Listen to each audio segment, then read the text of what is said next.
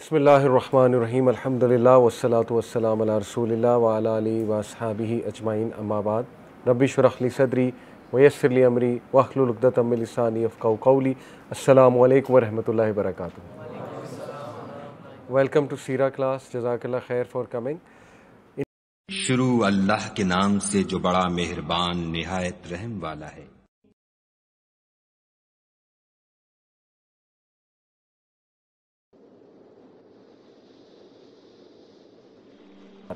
अब quickly communication की बात करते हैं।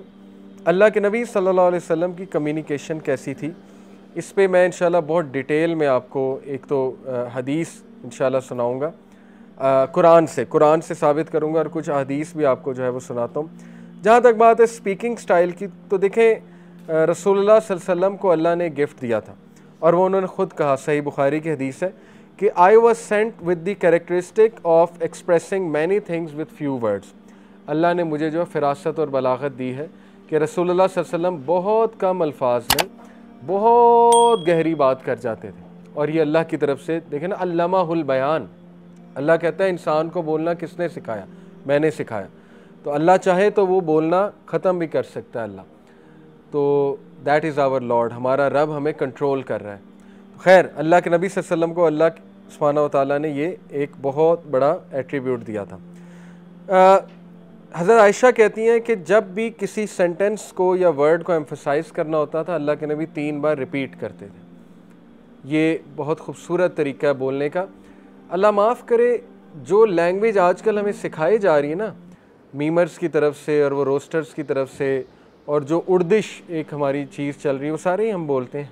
लेकिन ये कि पुराने दौर में ना ये लैंग्वेज, इसको समझा जाता था कि ये बंदा बावला है, पागल है। मतलब इस तरह की लैंग्वेज कोई बोले ना तो उसे कहते थे फारिग बंदा है। ऐसे आज इसको कूल समझा जाता है, ज़ाहिर है इस लैंग्वेज को। खैर, लैंग्वेज होती है, जब तक उसमें कोई फहुश चीज़ ना हो तो कोई बात नहीं, लैंग्वेज बंदे की जैसी भी हो। लेकिन हमें चाहिए कि जितना हम कॉपी कर सकें अल्लाह के नबी सल्लल्लाहु अलैहि वसल्लम को। प्रॉफिट सल्लल्लाहु अलैहि वसल्लम जो है वो आहिस्ता बात करते थे। हज़रत आयशा कहती हैं कि जब वो बोलते थे we could count his words, हम उनके वर्ड्स गिन सकते थे। इसका मतलब वो बहुत कमांडिंग थे जब वो बोलते थे। और मैं पढ़ रहा था, मैंने आपको पहली क्लास में बताया था कि गोरों ने ये टेक्निक बताई कि अगर आप कॉन्फिडेंट बनना चाहते हैं तो आहिस्ता बोला करें, क्योंकि जब आप बहुत तेज़ी से बात करते हैं ना किसी से, इसका मतलब है कि आप उसे ये मैसेज दे रहे हैं कि मुझे डर है तुम मेरी बात नहीं सुनोगे। तेज़ी से हम तभी बोलते हैं ना। तो इसलिए जब आप कंपोजर के साथ बोलेंगे, आहिस्ता बोलेंगे, चाहे वो आपकी बात काट दे, डजेंट मैटर, आप खामोश हो जाए अगर वो आपकी बात काट दे, उससे एक बहुत स्ट्रॉन्ग मैसेज जाएगा कि मैंने इस बंदे की बात काट दी। ठीक है, तो खैर एक ये रसूलुल्लाह सल्लल्लाहु अलैहि वसल्लम के बारे में आता है। बाकी देखें, मुख्तलिफ उनके तरीके थे अल्लाह के नबी के मुख्तलिफ मौक़ों पे बात करने के। वो इंशाल्लाह 6 मैं आपको कुरान मजीद से बताता हूँ, जो सारे तरीके रसूलुल्लाह से। देखें ना, हज़रत आयशा ने क्या कहा कि अगर किसी ने चलता फिरता कुरान देखना है तो रसूलुल्लाह सल्लल्लाहु अलैहि वसल्लम को देख ले। कुरान में 6 कम्युनिकेशन मेथड्स जो हैं वो आए हैं। इंशाअल्लाह ताला वो आप देखेंगे कि रसूलुल्लाह सल्लल्लाहु अलैहि वसल्लम की स्पीच से भी वाज़ेह हैं। सबसे पहला जो कुरान ने कम्युनिकेशन का रूल दिया वो है कौलन करीमा। ओके, कौलन करीमा। कौलन करीमा कहते हैं एक नोबल और जेनरस स्पीच को। और यू विल बी अमेज कि कौलन करीमा अल्लाह ने किसके लिए इस्तेमाल किया। सूरह बनी इसराइल, सूरह अल इसरा है, आयत नंबर 23। अल्लाह ताला कहते हैं वक़ज़ा रब्बुका अल्ला तअबुदू इल्ला इय्याहु व बिल वालिदैनि इहसाना इम्मा यबलुगन्ना इंदकल किबरा अहदुहुमा औ किलाहुमा फला तकुल लहुमा उफ़्फ़िन फला तनहरहुमा व कुल लहुमा कौलन करीमा।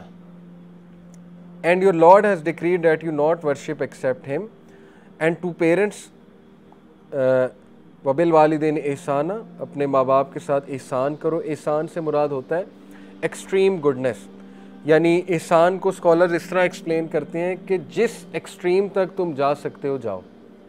और किसके बारे में अल्लाह ने एहसाना कहा? माँ बाप के साथ, यानी माँ बाप को जितना एक्सट्रीम पे बियर कर सकते हो करो। इसकी तफसीर ये है, ठीक है, बेसिकली। और फिर कहा वेदर वन और both of them reach old age with you से नॉट टू देम उफ। जब वो स्पेशली ओल्ड एज में आ जाएं, उससे मुराद होता है उकताहट शो करना। तो बुढ़ापे में उन्हें उकताहट तक शो ना करो। And do not repel them, उनको रिपेल मत करो, बट वकुल्लहुमा कौलन करीमा, speak to them a noble word, a generous word. ऐसी जेनरस बात करो जो उनका दिल बहलाने वाली है, ऐसी जेनरस बात करो जो उनको अपलिफ्ट करने वाली, ठीक है। तो कौलन करीमा ये होता है जेनरस वर्ड, ये होता है नोबल वर्ड। आप देखेंगे कि रसूलुल्लाह सल्लल्लाहु अलैहि वसल्लम रूड तरीन लोगों के साथ उनका कौलन करीमा आपको नज़र आएगा। और रूड तरीन लोगों को डील करने का है ही हल ये, साइकोलॉजिस्ट कहते हैं बी काइंड टू देम। पढ़ लें जाके कि how to deal with toxic people, be kind to them. सबसे पहली टिप आपको ये मिलेगी। कुछ लोग सवाल पूछते ना कि कोई इंसान मुनाफिक है, हमारे साथ मुंह पे बहुत अच्छा है, पीठ पीछे जो है वो हमारी बुराइयां करते हैं, how to deal with them. इसका पहला आंसर ये है कि be gentle and kind with them, तबीब मेंटालिटी ऑन कर लें। ये बहुत मुश्किल है लेकिन इससे आपको खुद ही लुत्फ आ जाएगा और आप सुकून में आ जाएंगे। तबीब मेंटालिटी, तबीब मोड ऑन कर लें, जैसे गेम में एकदम मोड ऑन हो जाता है। तबीब मोड ये है कि आप उसको मरीज़ समझें और आप अपने आप को तबीब समझें, और आप कहें, आप फ़ौरन मुनाफिक का टैग ना लगाएं। आप कहें यार इस बेचारे का कसूर नहीं, पता नहीं क्या ग्रूमिंग हुई है, पता नहीं क्या हादसात हुए इसकी ज़िंदगी में, पता नहीं इसके माँ बाप के साथ नहीं बनती, या इसने देखा ही है ये उस कल्चर से आ रहा है जहाँ बुराइयाँ चुगलियाँ यही होती हैं, तो इसका बेचारे का कसूर ही नहीं। यकीन करें you will come at ease, शैतान आपका पीछा छोड़ देगा। लेकिन अगर आपने वहीं पे उसको सर पे चढ़ा लिया, तो ये रसूलुल्लाह सल्लल्लाहु अलैहि वसल्लम की सुन्नत से साबित है कि वो हमेशा जेंटल वर्ड कहते थे। जैसे अबू जहल जो है वो कितना टॉन्ट करता था मुसलमानों को, लेकिन नहीं, रसूलुल्लाह ने कहा कि नहीं, उसको तुम कौलु सलामा, उसको तुम जो है वो पीस के वर्ड्स कहो, उसको जो है वो काइंड वर्ड्स कहो, बस ठीक है, उससे ज़्यादा मुंह लगने की बात नहीं।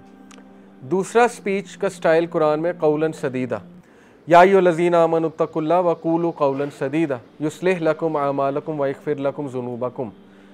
ऐ ईमान वालों, अल्लाह से डरो, वक़ूलू कौलन सदीदा, एंड से वर्ड्स ऑफ अप्रोप्रिएट जस्टिस।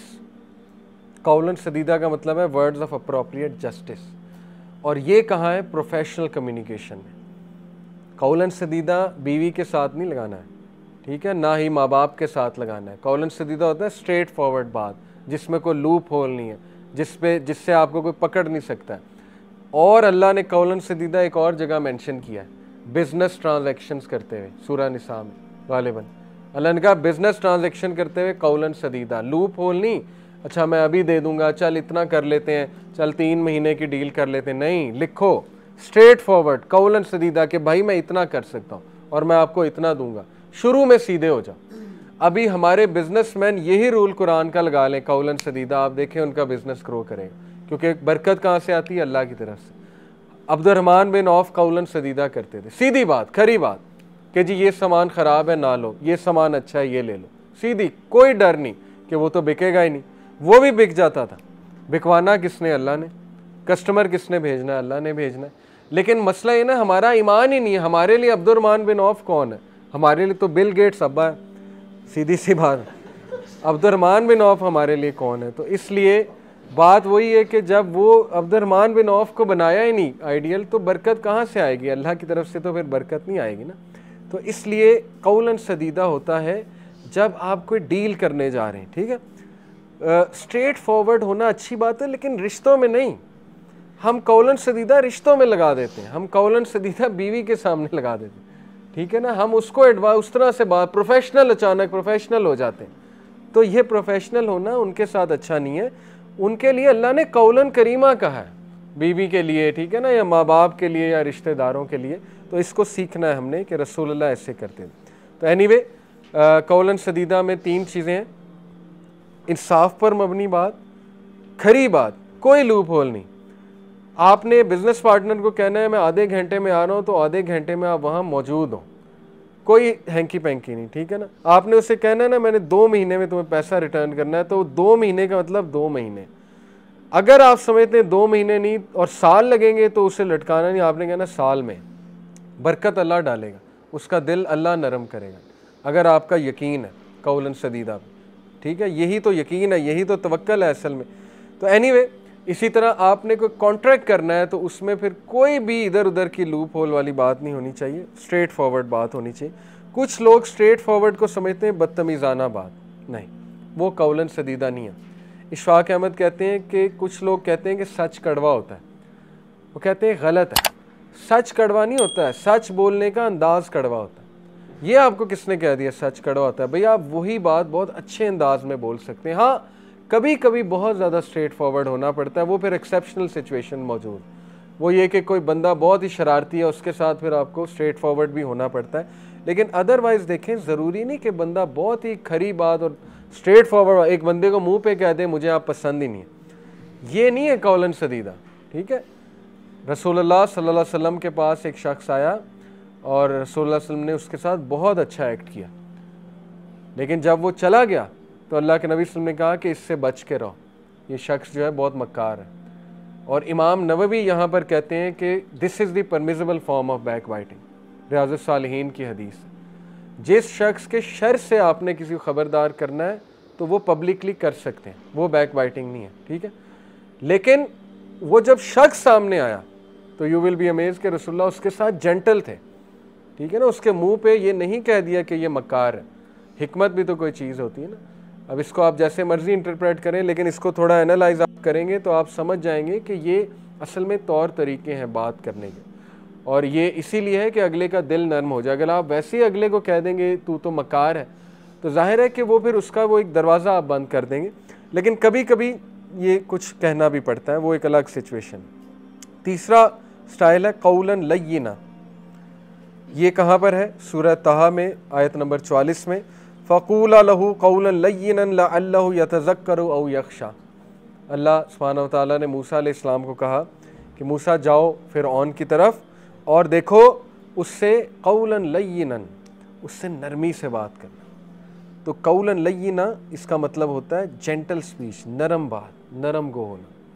हालांकि अल्लाह को पता था फ़िरऔन ने तो नहीं इस्लाम कबूल करना, स्टिल इंस्ट्रक्शन दी कि से तो नरमी से बात करना। ठीक है, तो नरमी से जो बात है ये कहाँ पर यूज़ होता है?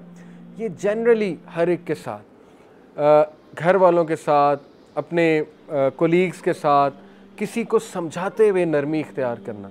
रसूलुल्लाह सल्लल्लाहु अलैहि वसल्लम के पास एक जो है वो लड़का आया, यंगस्टर, उसने कहा कि मैं ज़िना करना चाहता हूँ। तो अल्लाह के नबी सल्लल्लाहु अलैहि वसल्लम जो है वो ज़ाहिर सहाबा उसको मारने दौड़े थे कि कैसी बात कर रहे हैं अल्लाह के नबी के सामने। इससे एक बात स्कॉलर ये कहते हैं कि देखें, सहाबा का कंफर्ट जोन चेक करें नबी के साथ कि आकर ऐसी बात कर दी। इसका मतलब कि रसूलुल्लाह ने इतना कंफर्ट जोन क्रिएट किया हुआ था कि डरते नहीं थे। सहाबा जो उनके दिल में बात होती थी कर लिया करते थे रसूलुल्लाह सल्लल्लाहु अलैहि वसल्लम से।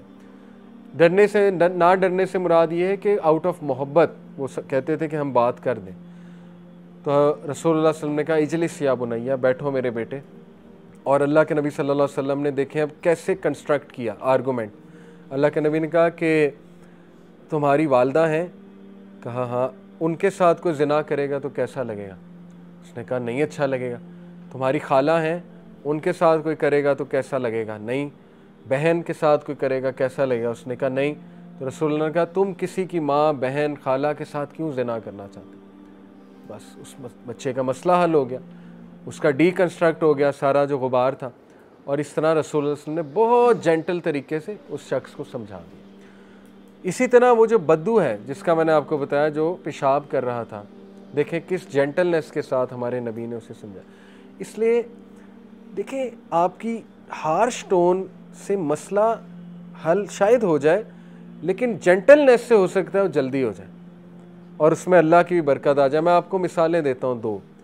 जब आपका रोड पे कोई एक्सीडेंट हो जाता है, खुदा ना खास्ता है कोई आपकी गाड़ी को मार जाता है, अब आप बाहर निकलते उस पर चढ़ाई कर दें और बहुत गुस्से में बाहर निकलें, ये हम इसलिए करते हैं क्योंकि हमारे अंदर एक मिसट्रस्ट कायम हुआ है कि वरना वो मानेगा नहीं। यकीन करें, अनस भाई, मैंने उनका ख़ुद देखा, मैं उनके साथ जा रहा था, हाफिज़ अनस नज़र, और इसी तरह थोड़ा सा कुछ उनकी गलती थी, वो उन्होंने मानी, कुछ अगले की गलती। वो गाड़ी रोकी, साइड में जी रोको रोको, हम खाना खाने जा रहे थे, ये कैनाल रोड की बात है, स्कॉलर है हाफिज़ अनस नज़र। बाहर निकले, उस शख्स ने ऐसी ऐसी फजूल बातें की। अनस भाई जो हैं वो चुप करके सुनते रहे, मुस्कराए और सर झुका लिया। उन्होंने कहा कि भाई मैं मानता हूँ मेरी गलती, आप बताएं इसको कैसे हल करें। आप यकीन करें, उसने कहा कि जाएं। उसने कहा ये इतना शफीक आदमी, मतलब वो शर्मिंदा हो गया। उसने कहा कि नहीं बस आप जाएं, बल्कि मुझे बताएं मेरे से क्या गलती हुई है। यानी अगर वहाँ मुँह मारी हो जाती, इसी तरह आप बहुत एनर्जी वेस्ट कर देंगे, लेकिन एंड में यकीन करें रिज़ल्ट वही है। आप जेंटलनेस से भी बात करेंगे ना, जेंटलनेस का मतलब ये नहीं है कि अगले के नीचे लग जाओ। ये बात याद रखें, रसूलुल्लाह के बारे में साहबा कहते हैं कि वो जेंटल थे, एट द सेम टाइम वो असर्टिव थे। असर्टिव होता है कि ज़रा दबंग तरीके से बात करना, लेकिन जेंटल होके। ये बड़ा ज़बरदस्त कॉम्बिनेशन है, इसको अगर आप सीख लेंगे, ठीक है ना। जैसे एक टीचर होता है, वो असर्टिव भी होता है, जेंटल भी होता है, यानी मोहब्बत करने वाला भी है, लेकिन जब वो कोई इंस्ट्रक्शन देता है तो इसीलिए रसूलुल्लाह जब कोई बात किया करते थे तो उसमें एक रोब भी था, लेकिन एट द सेम टाइम उसमें जेंटलनेस भी थी, बहुत प्यार से बात करते थे। तो आप जेंटलनेस से बात करें कि भाई आपकी गलती थी, आपने देखा है, आप इस तरह ना करें। तो बाकी अगर आप नहीं भी देंगे तो देखें अल्लाह ताला मुझे दे देगा, कोई ऐसी बात नहीं, लेकिन गलती आपकी थी। तो ये जेंटल तरीका है, ना कोई लड़ाई हुई। इसी तरह हम गए कहीं, वेटर खाना लेट कर रहा है, ऊंची बात करेंगे, गुस्से में बात करेंगे, खाने ने उसी टाइम आना है जिस टाइम आना है, ठीक है ना। जेंटलनेस से बात करेंगे, एक तो वो इम्प्रेस हो जाएगा, दूसरा ये कि खाना भी इंशाल्लाह उम्मीद है आपका जल्दी आ जाएगा, और वो कोई गड़बड़ भी नहीं करेगा खाने में। वो आप जब आप सख्त होंगे, आपको क्या पता, वो पता नहीं कुछ भी मिला कर ले आए। मुझे तो डर लगता है वेटर से सख्ती करते हुए, तो इसलिए ज़रा ध्यान से, वेटर्स बड़े जो है ना वो तेज़ होते हैं, तो उनसे ज़रा प्यार से बात किया करें। तो जेंटल तरीका इस्तेमाल करेंगे तो वही बात है कि उसमें अल्लाह की तरफ से जो है वो एक बरकत भी आएगी।